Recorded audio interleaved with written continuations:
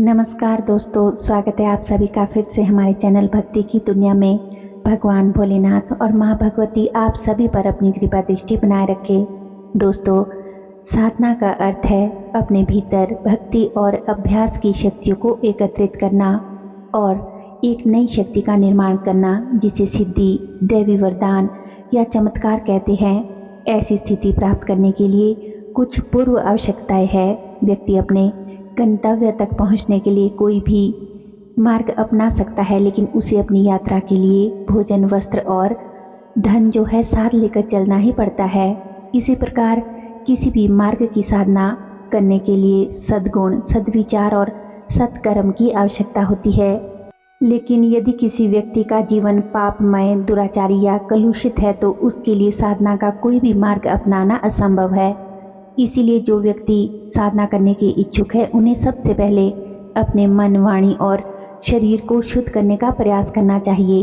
तभी वे इस मार्ग पर सार्थक रूप से आगे बढ़ सकते हैं और परम लक्ष्य को प्राप्त कर सकते हैं। दोस्तों, आज की इस वीडियो में हम चर्चा करेंगे उन महत्वपूर्ण संकेतों के बारे में जिनसे आप ये जान पाएंगे कि साधना में जब सफलता प्राप्त होती है तो कैसे पहचाने कि साधना में सफलता मिल रही है, कौन से विशेष संकेत मिलते हैं एक साधक को, या क्या महत्वपूर्ण बदलाव होता है उसके जीवन में, उसके शरीर में, उसके मन में, आत्मा में।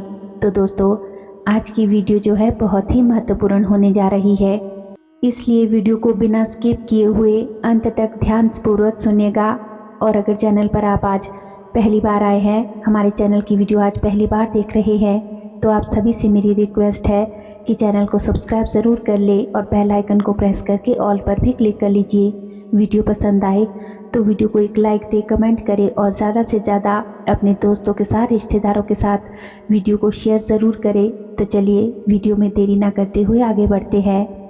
दोस्तों, साधना से साधक में एक सूक्ष्म दिव्य चेतना का उदय होता है। उसके भौतिक स्वरूप, शरीर में भी उसके विशेष परिवर्तन जहाँ होते हैं, साथ ही उसके अंदर भारी आंतरिक परिवर्तन भी बहुत से होते हैं। शारीरिक परिवर्तन इस प्रकार के नहीं होते दोस्तों कि वो शरीर से बहुत मोटा हो जाएगा या पतला हो जाएगा, या आप ये सोचे कि वो अजीब सा दिखने लगेगा। नहीं, यह सत्य है कि साधक के भौतिक शरीर की संरचना में बहुत अधिक परिवर्तन नहीं होता, लेकिन यह भी उतना ही सत्य है कि शरीर में आंतरिक परिवर्तन प्रत्यक्ष रूप से परिलक्षित होते हैं। आइए इस बात को एक उदाहरण से अच्छे से समझते हैं। देखिए, जब सांप की पुरानी खाल के अंदर एक नई खाल बनती है तो उसके लक्षण उसके शरीर में दिखाई देने लगते हैं। जैसे सांप भारी हो जाता है, वह तेजी से दौड़ नहीं पाता और फुर्ती और उत्साह से रहित होकर वह एक ही स्थान पर पड़ा रहना पसंद करता है।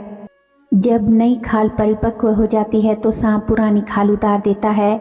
इसे उतारने के बाद सांप में एक नया उत्साह और स्फूर्ति आ जाती है।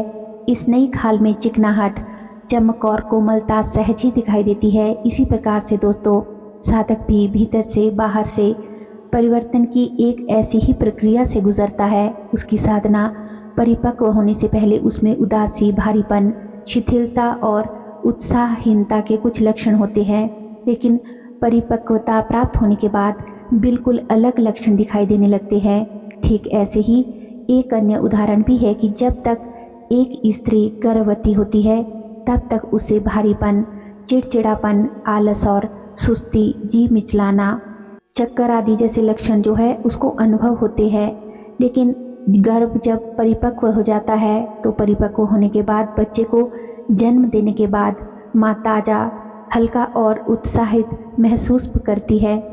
तो ठीक इसी प्रकार से, इसी तरह से एक साधक के साथ भी सब होता है। साधक को भी अपने अंतःकरण यानी इन्हीं मन और बुद्धि के पात्र को पहले खाली और स्वच्छ करना पड़ता है। साधना के परिपक्व होने के संक्रमण काल में साधक की स्वाभाविक गतिविधियों में प्रत्यक्ष परिवर्तन होता है। अब जो लोग साधना, आध्यात्म विज्ञान के जानकार है, वे ये बात भली भांति जानते हैं, समझते हैं कि साधना काल में साधक को किन किन प्रतिकूल परिस्थितियों का सामना करना पड़ता है। इसलिए एक गुरु अपने शिष्य को इस काल में निर्धारित अनुशासन के अनुसार ही जीवन जीने की सलाह देते हैं। एक साधक अपने आहार को संयमित, शुद्ध रखकर और अपनी जो नियमित दिनचर्या है उसको अनुशासन में अपनाकर इस संक्रमण काल की कठिनाइयों को कम कर सकता है। किसी भी महत्वपूर्ण कार्य में, चाहे वो कोई भी जीवन में कार्य हो या फिर ध्यान हो, साधना हो, कुछ भी हो, व्यक्ति को चुनौतियों और बाधाओं, असफलताओं का सामना तो करना ही पड़ता है, लेकिन जो व्यक्ति इन चुनौतियों का डट कर सामना कर सकता है वही सफल हो सकता है। तो आइए दोस्तों, अब जान लेते हैं उन साधना में सफलता के संकेतों को कि जब एक साधक साधना में उन्नति करता है, अपनी परिपक्वता पर पहुंचता है, सफल होता है, तो उसे कौन कौन से संकेत मिलते हैं। दोस्तों, पहला संकेत है शरीर का हल्कापन महसूस होना। जब साधक साधना में निरंतर लीन रहता है तो उसे अपने शरीर में धीरे धीरे परिपक्वता में पहुंचने पर हल्कापन अनुभव होने लगता है। शरीर एकदम हल्का हो जाता है, क्योंकि जब शरीर के विकार समाप्त हो जाते हैं तो उसका शरीर और मन एकदम शांत होकर उत्साहित हो जाता है। हर तरह के विकार, चाहे वह भौतिक सुखों की लालसा हो, किसी प्रकार का लोभ हो, मोह हो, क्रोध, अहंकार हो, किसी के प्रति ईर्ष्या, बैर हो, सबसे वह मुक्त हो जाता है और उसका जो चित्त है वो शांत हो जाता है। दूसरा संकेत, शरीर से एक विशेष प्रकार की गंध आना। साधक की साधना जब सफल होने के स्तर पर आती है तो उसको स्वयं ही अपने शरीर से एक मनमोहक सुगंध का अनुभव होता है। यह सुगंध उसे पहले कभी भी अपने शरीर से नहीं आई थी। ये साधना में सफलता का एक बहुत बड़ा संकेत होता है। तीसरा संकेत, त्वचा का चिकना और कोमल हो जाना। साधक जब निरंतर साधना में बैठता है, समय को बढ़ाते हुए चला जाता है, मंत्र जाप में जाप की संख्या बढ़ाता चला जाता है, तो दोस्तों एक समय ऐसा आता है कि उसको जो है सफलता की प्राप्ति होती है। उसके शारीरिक रूप में भी सफलता इस प्रकार से नजर आने लगती है कि उसके मुख पर, उसके पूरे शरीर पर त्वचा जो है उसके चेहरे की, शरीर की कोमल और चिकनी हो जाती है। एक अलग ही तेज जो है अन्य लोगों को उसमें दिखाई देने लगता है, जिससे सभी प्रभावित होते हैं। चौथे संकेत के बारे में जानते हैं अब। साधक को तामसिक भोजन जैसे कि मीट, अंडा, मांस, मदिरा आदि और तामसिक दिनचर्या से उसे घृणा हो जाती है और साधक का झुकाव केवल और केवल धर्म की ओर, जन कल्याण की ओर, पूजा साधना की ओर रहता है। चाहे इंसान हो अथवा कोई पशु हो, जानवर हो, पक्षी हो, सबके प्रति उसके मन में दया भाव पैदा हो जाते हैं। वह अत्यधिक संवेदनशील हो जाता है, दूसरों की पीड़ा को, दुख दर्द को समझ पाता है।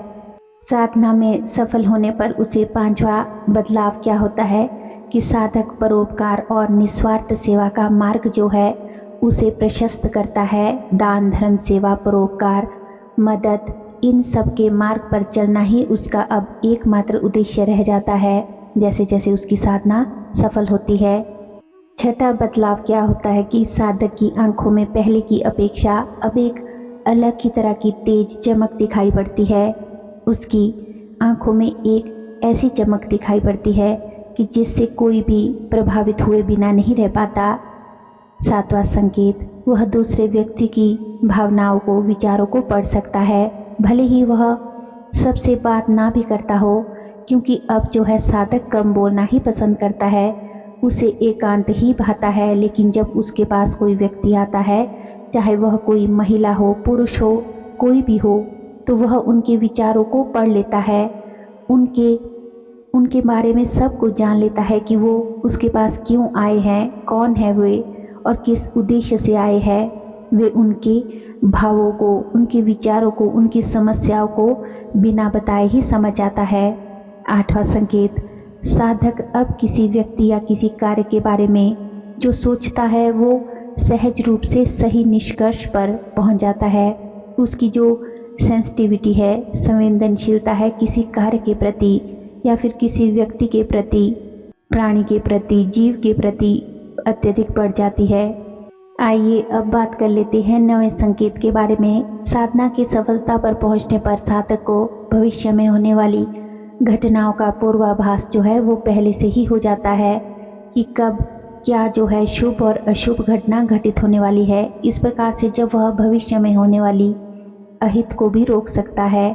मानव कल्याण कर सकता है, अपने आसपास होने वाली शुभ एवं अशुभ होनी अनहोनी को भांप सकता है। 10वां संकेत, साधक अच्छाई को बढ़ावा देने और बुरी शक्तियों को हराने के लिए अब दिव्य क्षमताओं से संपन्न हो जाता है। लेकिन दोस्तों, जो साधक इस दिव्य शक्ति का पालन पोषण एक माता पिता की तरह करते हैं वे सुखी जीवन जीते हैं। लेकिन जो लोग मूर्ख होते हैं, विवेक शून्य होते हैं, वे साधना में सफल तो हो जाते हैं किंतु अपनी सिद्धि का अगर दुरुपयोग अपनी आत्म प्रशंसा के लिए करते हैं या किसी के अहित के लिए करते हैं तो वंचित रह जाते हैं और अंत में उस माता पिता की भांति पश्चाताप करते हैं जो अपनी मूर्खता के कारण अपने नवजात शिशु को खो देते हैं। उम्मीद करती हूँ दोस्तों कि आज की वीडियो की ये जानकारी आपको अवश्य ही पसंद आई होगी और वीडियो आपके लिए उपयोगी भी रही होगी। वीडियो अच्छी लगी हो तो वीडियो को लाइक करें, कमेंट करें और अपने दोस्तों रिश्तेदारों के साथ या जो लोग भी आध्यात्मिक पथ पर साधना ध्यान में लगे हुए हैं, उस पथ पर अग्रसर है, उनके साथ शेयर ज़रूर करिएगा हमारे चैनल पर दोस्तों। और भी अच्छी वीडियोज़ है उन्हें भी जाकर आप ज़रूर देखें। लिंक जो है वो आप डिस्क्रिप्शन बॉक्स में चेक कर सकते हैं। और अगर अभी तक भी आपने हमारे चैनल को सब्सक्राइब नहीं किया है तो आप सभी से मेरा रिक्वेस्ट है कि चैनल को सब्सक्राइब ज़रूर कर ले। तो चलिए मिलते हैं एक और नई वीडियो में नई जानकारी के साथ। तब तक के लिए आप सभी अपना ख्याल रखिए, खुश रहिए और अपनी साधना के ध्यान के पथ पर आगे बढ़ते रहिए। धन्यवाद। जय श्री कृष्णा।